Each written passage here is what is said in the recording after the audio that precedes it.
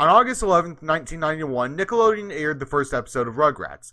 The show went on to be a major success, airing 172 episodes across 9 seasons. This show was Nick's original SpongeBob for people who didn't grow up in the 90s and early 2000s. Now, Rugrats was so successful, they spawned 2 spin-offs and a total of 20 video games using the title of their shows. Now, of the 2 spin-offs, one was a complete failure. Preschool Days. They only had a handful of episodes before cancellation. The other show, All Grown Up, survived much longer, lasting 5 seasons, airing between April 12, 2003 and August 12, 2008, making Rugrats' TV lifespan 13 years and 1 day. Somehow, I blame Xehanort.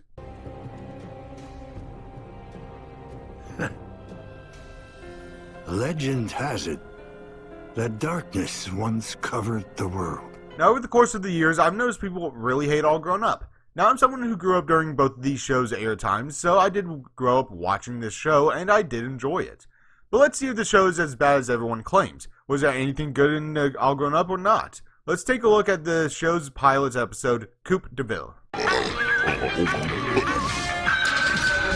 So this episode starts with twins Phil and Lil playing an arcade game. Now, because this is a spin-off, let's take a look at the design of the two. They have similar hairstyles, with Phil being a little styled up while Lil's is styled down and a bit longer. Outside of that, Lil has a single yellow bow in her hair, and the two are wearing clothes that are similar but different. For one, their designs use warm colors, your reds, yellows, oranges. Compare this to the Rugrats design, where they both wear a green outfit with a yellow duck on their left side. They both wear a pink shirt, and Phil wears blue shoes and shorts, while Lil is wearing a dress style of the duck clothes, pink shoes, and a pink bow. So we already know these two are twins, and unlike the original show, they are much more distinguished from each other. After the intro, we see Phil and Lil getting food. Already we can see Lil trying to distance herself from Phil. And to make a name for herself, Lil joins a group of girls to eat while Phil joins Tommy, Chucky, and Dill.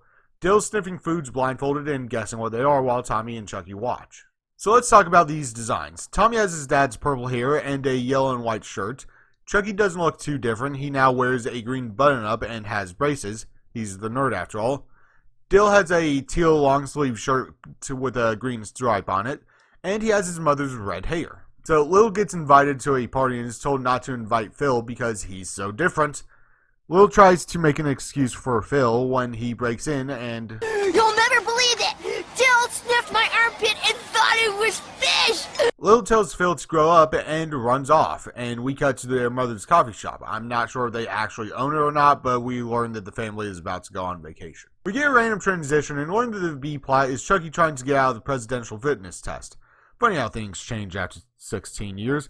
Fitness test now is just eating a couple Big Macs and you'll pass. So back in plot A, Lil is trying to get a date and Phil keeps getting in the way because he wants to spend time with his sister.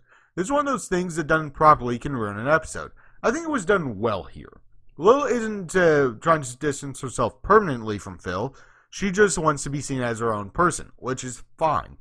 Phil also isn't trying to get in her way, he just wants to spend time with his sister. Yeah, he gets in the way, but it's far from malicious.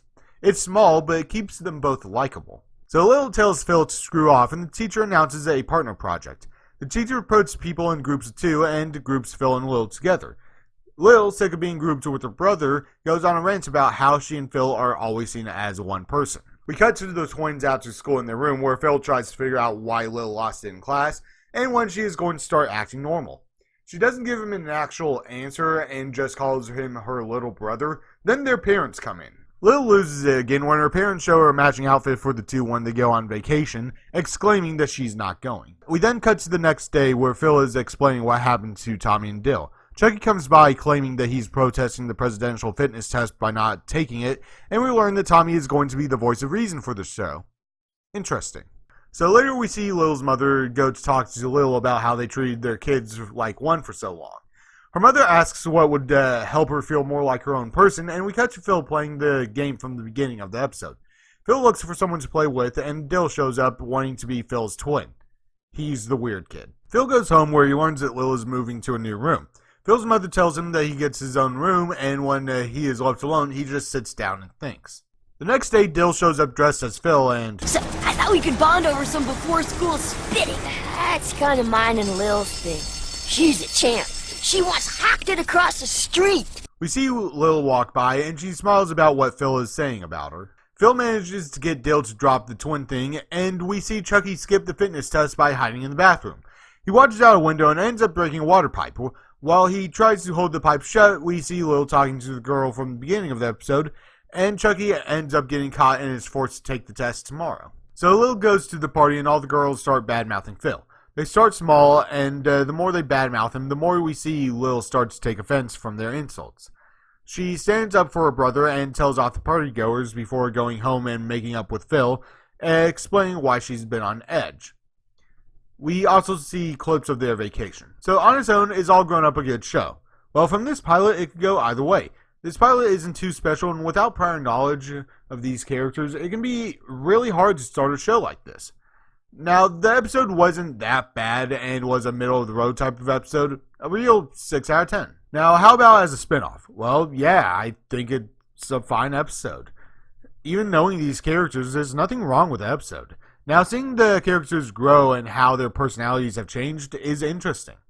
I should also point out, we didn't even see all the kids. We only saw 5 of them. Kenny, Angelica, and Susie were all absent from this episode. So as a spinoff, was this a good first start? Yeah, like I said, a real 6 out of 10. They planted subtle seeds of change in the show that could have made the show vastly better or worse. I think I'll return to the show eventually when I have time to sit down and see if it got better or worse. I'm curious to know if my opinions differ from the consensus, so let me know in the comments below what you thought of this show if you watched it as a kid.